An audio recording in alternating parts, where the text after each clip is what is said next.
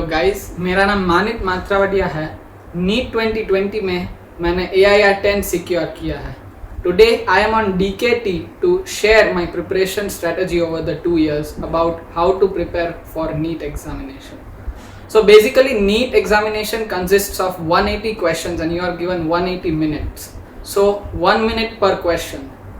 There are 45 questions of physics, 45 questions of chemistry and 90 questions of biology. For each correct answer you are awarded 4 marks, whereas for each incorrect answer 1 mark is deducted from your score. तो ये तो हो गई paper की overall analysis. Now I would like to go into some of the focus topics of all the 3 subjects. The focus topics for me were in case of biology I would like to say human physiology and plant physiology. मैंने observe किया है कि plant diversity के questions, हम 11th की बात कर रहे हैं, तो प्लांट डाइवर्सिटी, एनिमल डाइवर्सिटी, उनके क्वेश्चंस जो पहले बहुत बाहर से आते थे, they are gradually decreasing and if they come directly from the NCERT. और मुझे लगता है कि उसमें बहुत अबव एंड बियॉन्ड जाने की नीट के लिए ज़रूरत नहीं है, क्योंकि अब जिपमर और एम्स एग्जाम्स भी नहीं होते हैं, तो these topics should be stuck to the NCERT. So focus topics biology में 11th में मेरे रहे थे human physiology and plant physiology, and in 12th it was genetics and biotechnology as well as the specific parts of ecology. लोग generally उसको ignore करते हैं, लेकिन ecology has a huge weightage और उसके NCERT में ऐसे छोटे छोटे पॉइंट्स हैं जो आपको कभी भी फंसा सकते हैं.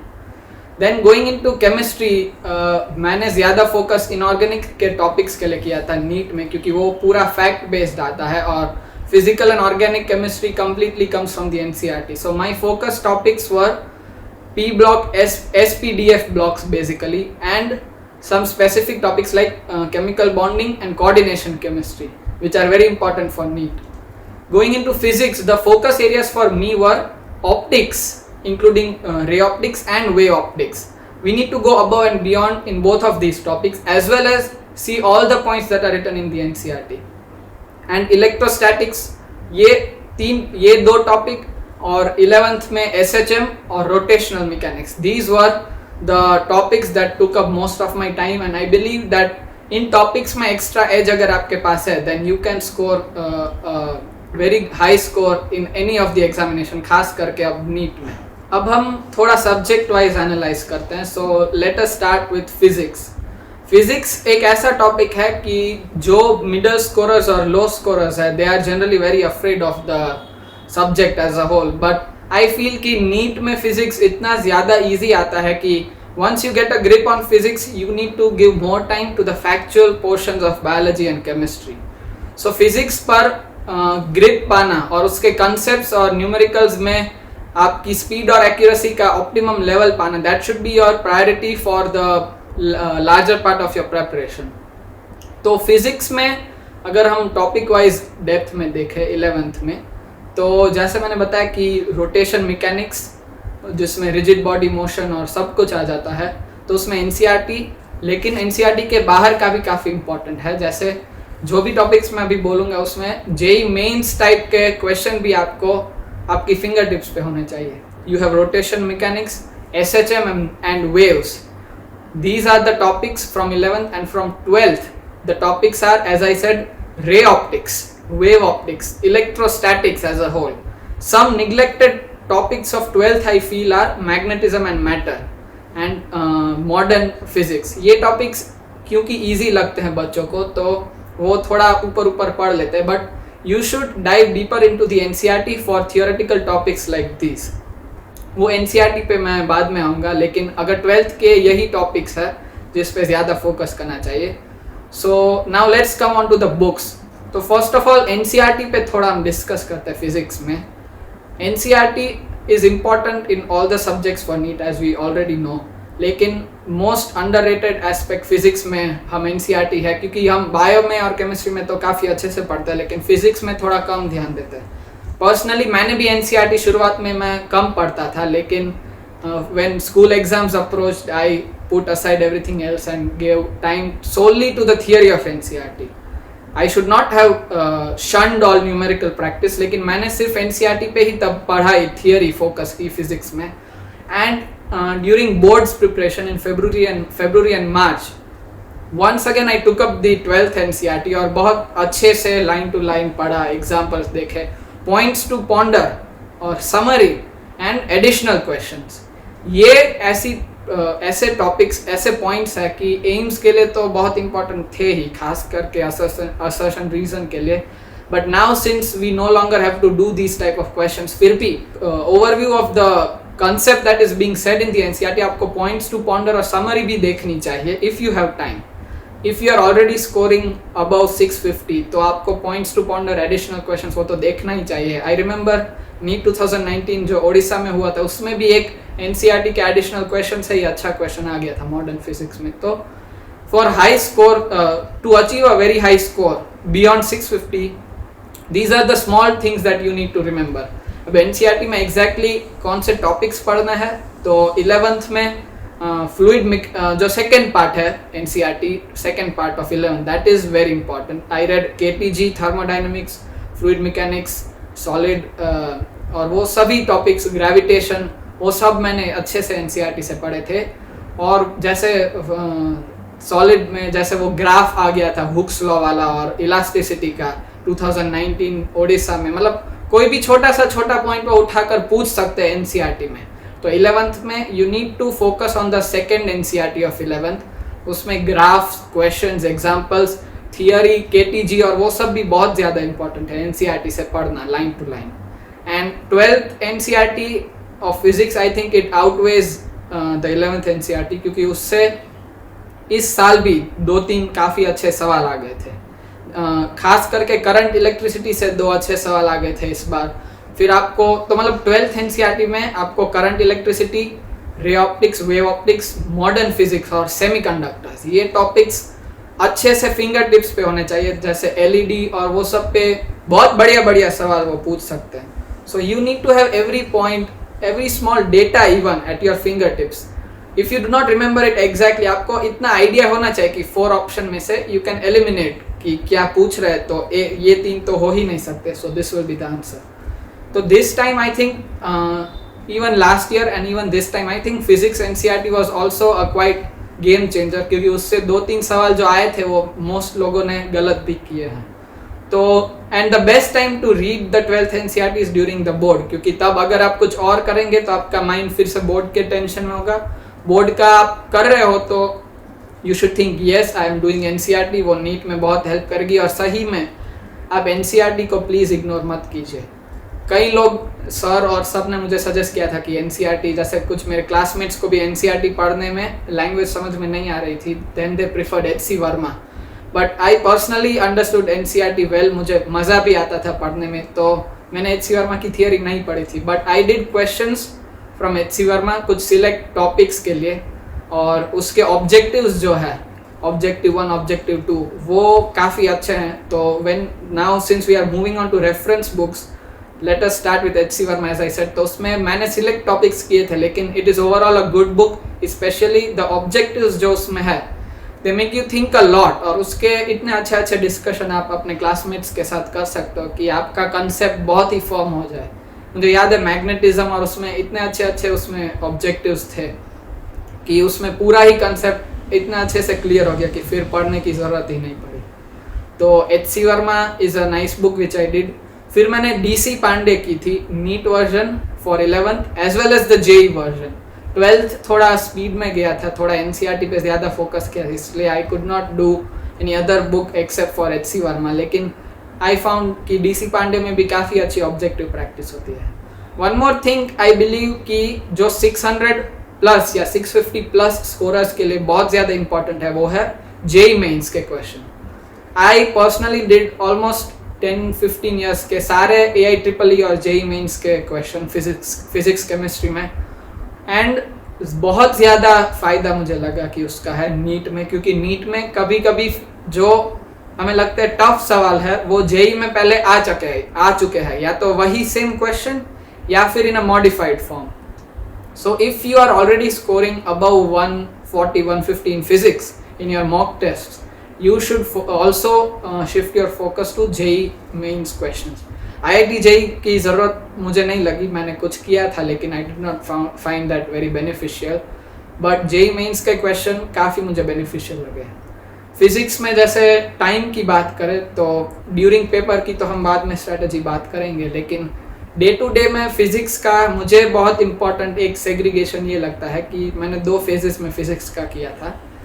फर्स्ट ऑफ ऑल, जब आपका सिलेबस चल रहा है, क्लास में जो पढ़ा रहे हैं और फिर घर पे, उसमें I use to give at least 40% of my time, that is more than 33%, almost 40% of my time to physics.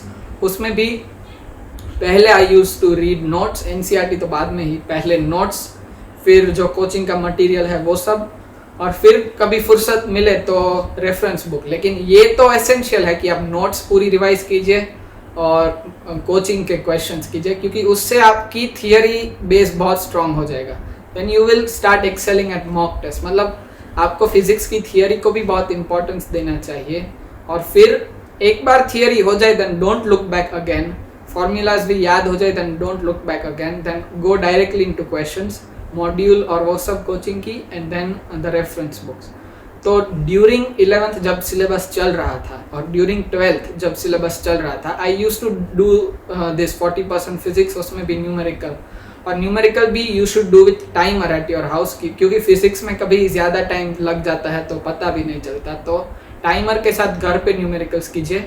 And one thing I use to do कि I use to take a sheet of paper, उसमें 1 to 50 लिख देता था, और फिर उसके बाद में 1 to 50 क्वेश्चन के ऑप्शन साइड में मैं लिख देता था. I did not use to tick it in the module और did not use to immediately check the answer. अगर आप इमीडिएटली करोगे देन इनएडवर्टेंटली आप आगे के आंसर कभी कभी देख लो, या फिर आपको रियलाइज ना हो कि ये डिफिकल्ट क्वेश्चन मैंने सही किया है, तो आपको फिर नेक्स्ट टाइम जब वो क्वेश्चन आए कुछ महीनों बाद तो फिर से आपको देर लग सकती है. तो I use to write 1 to 50 on a piece of paper, उसमें ऑप्शंस लिख देता था जो मुझे आए.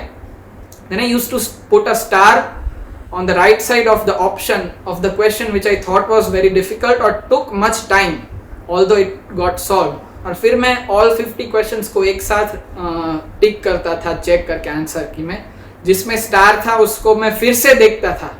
what did I do, what was my approach, how did I solve it. so वो याद रह जाए आपको. ऐसा कई बार होता है, सबके साथ होगा कि फिजिक्स में कोई टफ क्वेश्चन आपने एक बार कर लिया, आप खुश हो गए, नेक्स्ट मूव ऑन कर दिया, फिर वो क्वेश्चन आया एग्जैक्ट 5 months के बाद, आपने शायद तब ठीक से वो क्वेश्चन आपको तब वो आता था कंसेप्ट, क्योंकि स्कूल क्लास में या स्कूल में उसी दिन पढ़ाया था. Now you have lost track of it, तो तब आपको देर लग सकती है, which will not be beneficial. आपने इतनी मेहनत की तब समझने में और फिर आपको देर लगे, देन व्हाट्स द पॉइंट. तो you should star the question, उसमें एक बार चेक हो जाए then you should once again review it कि कैसे किया मैंने, सही है तो क्यों सही हुआ, and like that I use to solve the questions. और जब फेज 2 मतलब सिलेबस कंप्लीट हो गया, then the time I gave to physics was even less than 10%, क्योंकि physics is a subject that demands concepts. एक बार आ गए कंसेप्ट्स, एक बार सवाल आपने हर टाइप के कर लिए, देन आई थिंक नए सवाल भी आ जाए then you can solve it on the spot. उतना आपको टारगेट होना चाहिए ड्यूरिंग फेज 1 की, मुझे इतना लेवल ऑफ मास्टरी चाहिए. तो फेज 2 में आप जो फैक्चुअल पोर्शन है जो नीट में बहुत ज़्यादा आता है उस पर फोकस कर सके. तो फिजिक्स में आपको फेज 1 और फेज 2 में ऐसे तैयारी डिस्ट्रीब्यूट करनी चाहिए, और कंसेप्ट्स पे ज़्यादा फोकस. कोई भी क्वेश्चन के वे को आप रट ना ले, उसको अपने तरीके से सॉल्व कीजिए, टीचर्स को पूछिए तुरंत ही, और कंसेप्ट्स पे फोकस कीजिए. फिजिक्स ने काफ़ी टाइम ले लिया, now let us move on to chemistry.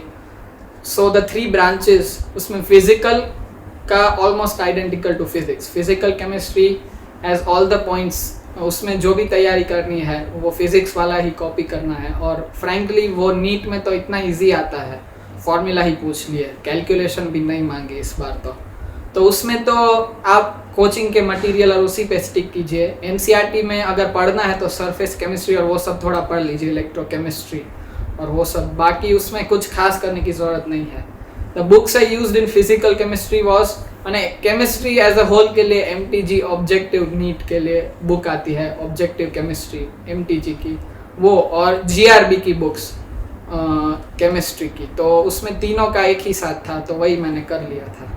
बाकी मैंने बहुत ज़्यादा केमिस्ट्री में एक्स्ट्रा प्रैक्टिस नहीं की थी। I focused on the coaching material, और भी जो कोचिंग में बहुत सारा मटेरियल देते हैं, daily assignments, weekly assignments, test और वही सब, और जेई मेन के क्वेश्चन जैसे फिजिक्स में। तो physical chemistry is very easy, you have to do it just like physics, और उसमें तो फिर टाइम भी बहुत ज़्यादा आपको नहीं देना है।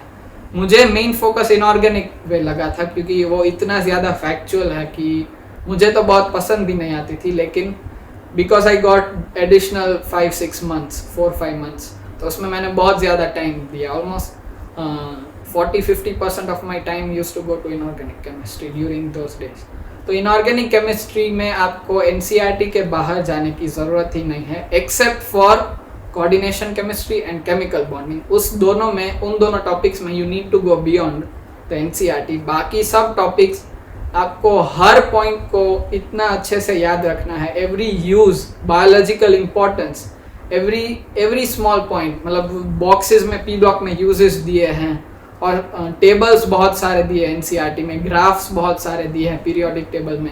अब सब पॉइंट्स पे बहुत ज़्यादा आपको देर देनी भी है और पढ़ना भी है ठीक से।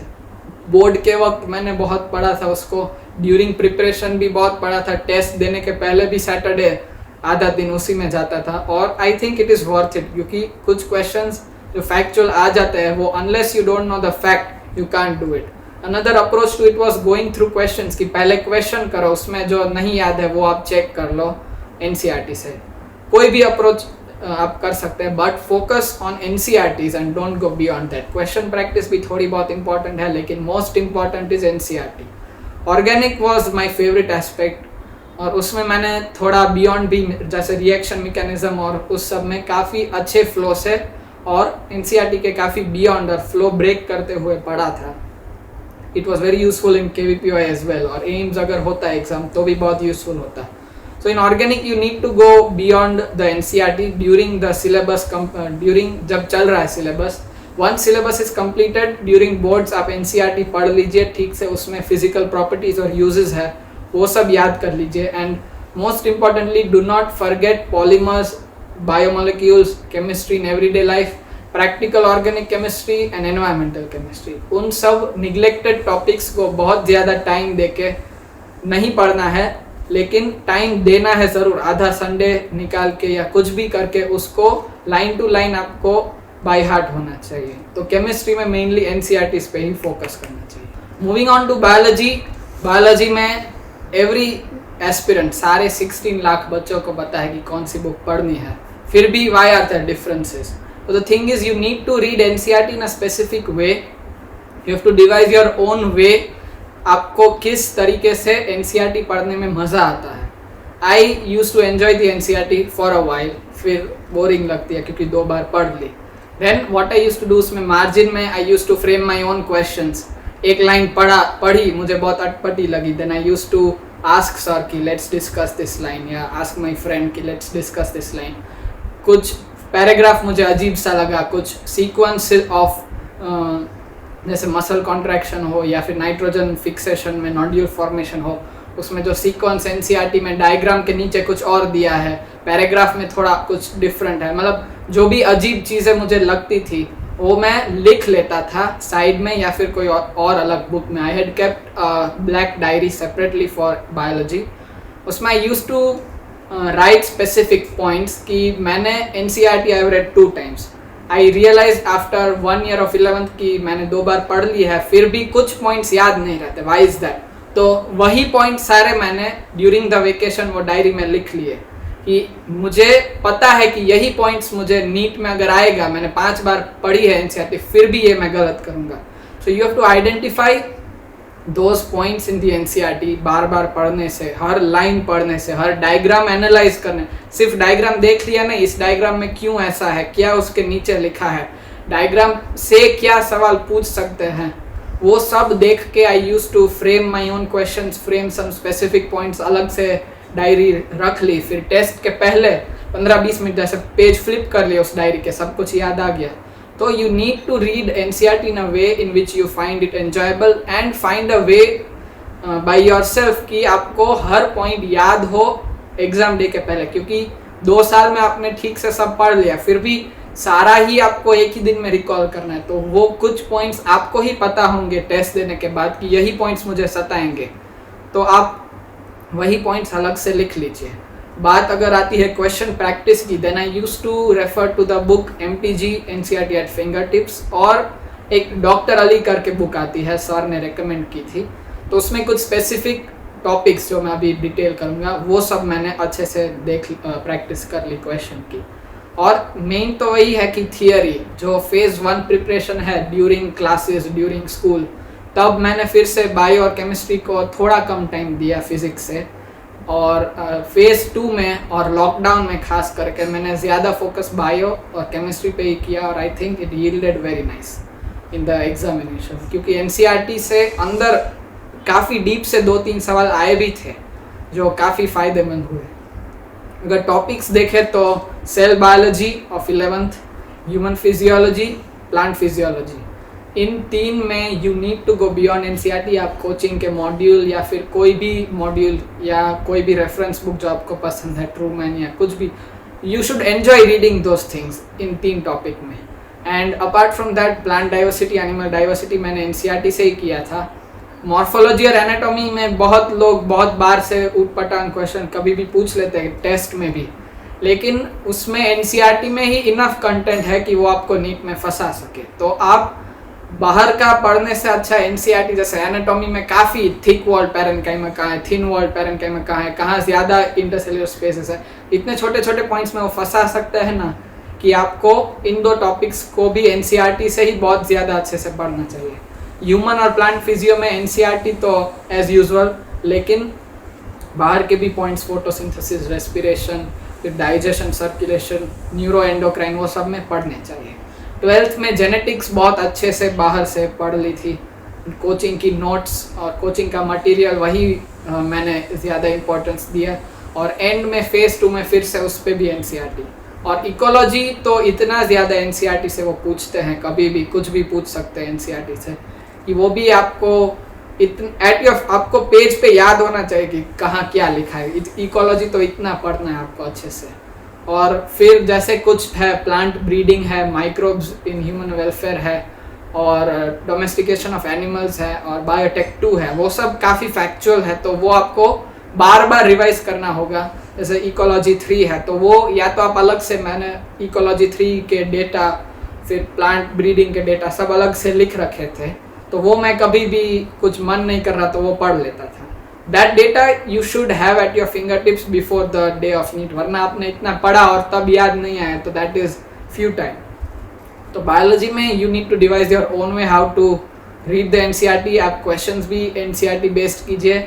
मॉक टेस्ट में आप एक एक क्वेश्चन अच्छे से पढ़े, अंडरलाइन कीजिए, इनकरेक्ट लिखा है, करेक्ट लिखा है, क्योंकि उसमें सबसे ज़्यादा सिली मिस्टेक्स होती है। और बायो में इतना फोकस आपको नेसेसरी है, क्योंकि वो भी टाई ब्रेकर ही है नीट के दिन, और वेटेज भी आपको पता है 50% है। और बायोलॉजी काफ़ी लोग कर लेंगे, अगर आपकी वीक रह जाती है then you are at a loss. तो बायोलॉजी पे आपको पता चल गया कि how you have to focus. आपको समरीज NCERT से, यूनिट के इंट्रोडक्शन NCERT से, साइंटिस्ट का सब कुछ NCERT। मैंने साइंटिस्ट कहाँ कब बॉर्न हुआ और कहाँ रेज हुआ, कहाँ उसने PhD की, सब मैंने याद रखा था, और वो पूछ भी सकते हैं, जैसे ओडिशा वाली नीट में लास्ट ईयर पूछा था। तो मतलब NCERT के हर पेज में अगर सप्लीमेंट है, कुछ बॉक्स टाइप आइटम है, लिखा हो नॉट फॉर एवेल्युएशन, तो उसको तो 2 बार पढ़ना है, लेकिन बहुत ज़्यादा फोकस उन सब पे करना है। इधर उधर की चीज़ें लास्ट में आप रहने दीजिए। शुरुआत में आप जेनेटिक्स और ह्यूमन फिजियर उसमें आप कर ले, ठीक है, वो ज़रूरी है, बट जनवरी से मई या नवंबर से मई तक जो लास्ट लेग है, तब प्लीज़ आप नोट्स, मॉड्यूल, वो सब साइड में रखिए। उसको डाउट्स के लिए आप देख सकते हैं, लेकिन तब आप पूरी तरीके से NCERT को फिंगर टिप्स पे कीजिए, क्योंकि नीट में यही गेम चेंजर होता है हमेशा। तो summing up, we have covered all the 3 subjects in detail. और फिजिक्स में मैंने जो बात आपको, क्वेश्चन कैसे घर पे आपको अटेम्प्ट करने चाहिए, वो पेपर पे लिख कर 1 to 50, that you should apply to all the subjects. मैंने फिजिक्स में ज़रूर बताया, लेकिन I did it for all the subjects. तो that was a very essential point which I covered. कैसे घर पे क्वेश्चन करने चाहिए, टाइम के साथ करने चाहिए, और ओवरऑल अगर हम सम अप करना चाहे तो घर पे कोचिंग पे अटमोस्ट अटेंशन, फिर रिवाइज द नोट्स और module and everything which is recommended by your coaching during the syllabus. जब सिलेबस चल रहा है फेज़ 1 जिसको मैंने कहा, तब फोकस ऑन नोट्स, थोड़ा एनसीईआरटी भी, नोट्स भी, मॉड्यूल और वो सब। फेज़ 2 में नोट्स मॉड्यूल को बहुत कम, एनसीईआरटी। फेज़ 2 मतलब जो नवंबर टू मई या जब भी एग्ज़ाम हो, मतलब एटलीस्ट 5-6 मंथ्स, तब पूरी तरीके से NCERT. And most importantly mock test बहुत ज़्यादा देने हैं। शुरुआत में आप वीकली या फोर्टनाइटली दीजिए जब सिलेबस चल रहा है। Once it is completed, I use to give twice in a week. फिर जब लास्ट लेग आया तब एवरी डे, कभी दिन में 2 बार, एक बार तो 3 बार दिया था, या वरना फिर दिन में 2 बार, या मोस्टली तो रोज़ एक एक। लॉकडाउन में लकीली टाइम इतना मिल गया तो उसमें भी रोज़ एक एक लिखता रहा, मार्च से लेकर सितंबर तक। तो सिली मिस्टेक्स जो सब कहते हैं कि यार सिली मिस्टेक हो गई, मार्क्स कम आ गए, इजी पेपर में सिली मिस्टेक जो ज़्यादा होती है, तो there is only one way to eliminate silly mistakes. कोई अगर मैजिक रास्ता होता तो I would also have known, मुझे भी ज़्यादा आ जाते, but there is no shortcut to that. आपको प्रैक्टिस ही हेल्प करेगी to eliminate silly mistakes. Timed 3 hour papers at your home, at your coaching, कहीं पे भी, स्कूल पे, जहाँ भी लिखो, जितने लिखो कम है, और उसमें आप इधर उधर मत देखो। Tunnel vision on your paper, पानी की बोतल भी दिखनी नहीं चाहिए साइड में है, तो उतना फोकस से 3 घंटे अगर आप लिख रहे हैं, हर क्वेश्चन को पढ़ रहे, ठीक से अंडरलाइन कर रहे, correct, incorrect, not incorrect, how many statements are, मतलब जो भी कीवर्ड्स आपको सताते हो, तो that will be instrumental to eliminating your silly mistakes. Overall अगर हम पढ़ाई के रूटीन की बात करें तो जैसे मैंने बताया कि स्कूल या कोचिंग से आके नोट्स रिवाइज किया, जो दिन जो काम दिया वो उसी दिन आप कंप्लीट कीजिए, दैट इज़ द मोस्ट। मुझे अगर कोई पूछता है कि what was your secret, then I would say कि उसी दिन जो भी असाइन किया हो, वो जितना भी ज़्यादा हो, उसी दिन या max to max next day तक आप कीजिए। कैरी ऑन मत कीजिए, it would be a vicious cycle of backlog, pile up and everything. So don't let work pile up. आपको संडे फ्री मिलेगा टेस्ट के बाद, तब आप रिलैक्स कीजिए। सोशल मीडिया या उसकी बात आती है, आई वॉज नॉट एक्टिव। मैं व्हाट्सएप पे तो बहुत ज़्यादा एक्टिव था क्योंकि डाउट डिस्कशन फ्रेंड्स के साथ और फैकल्टीज़ के साथ चलता रहता था, but I was not on Facebook और इंस्टाग्राम। लेकिन I use to read novel every day. I used to watch an episode of any TV series which I liked every day. I used to do some hobby like drawing या थोड़ा थोड़ा time देकर। You need to chill after a test or anything. So मतलब वो आप मत छोड़िए, थोड़ा टीवी, थोड़ा एंटरटेनमेंट वो सब चालू रखिए, मतलब but the purpose of that should be that it should aid in your studies. ऐसा नहीं कि थोड़ा पढ़ लिया फिर मौज, नहीं, पढ़ लिया, इतना पढ़ लिया, मौज भी हम कर रहे हैं ताकि नेक्स्ट पढ़ाई का सेशन भी अच्छा रहे और आप भी मेंटली फ्री हो जाओ। तो that all you should continue routine में। और जब एक फाइनल लेग आता है रिवीजन का, देन यू शुड और ज़्यादा आवर्स थोड़ा कम कर दीजिए, इधर उधर बाहर जाना और वो सब। मील्स के बाद आप थोड़ा ब्रेक करके तुरंत बैठ जाइए, रैम्प अप योर प्रिपरेशन। और लास्ट के 5-6 मंथ्स में एनसीईआरटी और मॉक टेस्ट और वो इतना ज़्यादा आपको करना है कि लास्ट डे पे it would not feel like anything new कि आज टेस्ट दी वैसे ही कल तो टेस्ट है, कुछ ऐसा फील नहीं हो रहा। That is the key thing over here. तो रूटीन में you should focus on what is being taught and what they have assigned to you, उसको आप कंप्लीट कीजिए। टेस्ट के लिए प्रिपेयर कीजिए, टेस्ट में ज़्यादा आए तो खुश ना हो, कम आए तो दुखी ना हो। और नेक्स्ट आप स्कोर पे फोकस कीजिए, रैंक या उस पे नहीं, main focus on your score. जब तक 720 मुझे नहीं आया था, आई वॉज नेवर हैप्पी। तो मतलब focus on your scores and वही आपको रूटीन में मेंटेन करना चाहिए। और कुछ एक्स्ट्रा जो पॉइंट्स है वो सब मैंने बता दिया कि घर पे आपको कैसे क्वेश्चंस लिखने हैं, कौन सी बुक्स पे फोकस करना है और कैसे एनसीईआरटी को पढ़ना है। तो आई थिंक यही सबसे इम्पॉर्टेंट है, क्योंकि अब एम्स रहा नहीं, जिपमर रहा नहीं, तो there is no point of going extremely deep into one thing या doing many books at a time. IIT का कुछ कर लिया, कुछ इरोडो कर लिया, कुछ ऐसा ज़रूरत ही नहीं है। आप एक ही जो मतलब अगर आपको क्यूरियोसिटी है तो थोड़ा बहुत आप टाइम जब चल रहा है कोर्स तब कर सकते हैं, बट कंप्लीट हो जाए तब आप थोड़ा कंट्रोल कीजिए अपने आप को कैम्पबेल और वो सब मैंने थी, लेकिन फिर लास्ट में आपको बहुत फोकस होके जो करिकुलम है, जो प्रीवियस ईयर पेपर में जैसा पूछ रहे हैं उसी टाइप से पढ़ना चाहिए. Only that will help you in your preparation. अगर कल मैंने रोटेशन मैकेनिक्स का ईरोडो से कर लिया और आई कैन ब्रैग कि मेरे से अच्छा कोई नहीं कर सकता, लेकिन that would not help in NEET. तो आप maximum coverage from NCERT, maximum mock test और उसी पे लास्ट में फोकस कीजिए. Arriving on the last point, the D-Day strategy.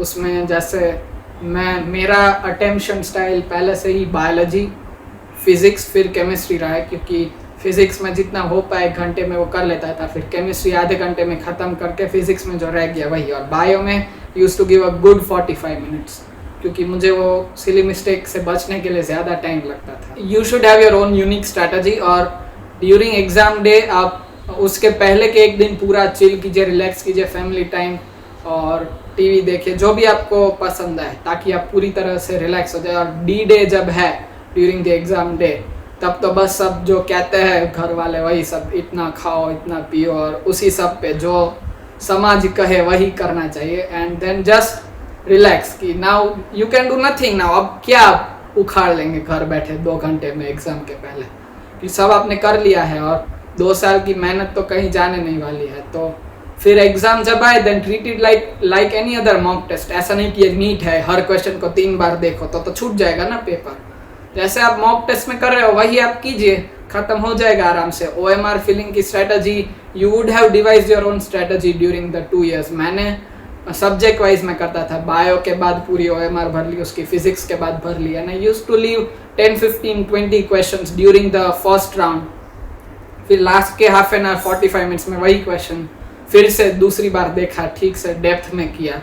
तो वो सबकी खुद की स्ट्रेटजी है. No one strategy, it is not one fits all. So आप अपने हिसाब से वो डिवाइस कर सकते हैं. And I hope you enjoyed the video. Do like and share the video and see you again. Thank you.